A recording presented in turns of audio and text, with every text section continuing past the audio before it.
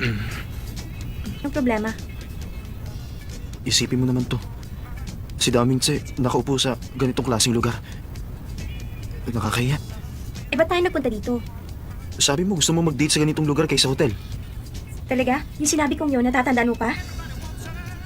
Pero alam mo, sa tingin ko nga, hindi bagay sa yung lugar na ito. Salamat. Mukha yata masarap yung ice cream na to, ah. No, ang sarap. Huwag ka lang basta magkape, umorder ka rin ng ice cream. Wag na, ayoko. Kung ganun, tikman mo to. Ayoko nga. Sige na, tikim lang. Alam mo, napakakulit mo talaga. Wala akong pakialam.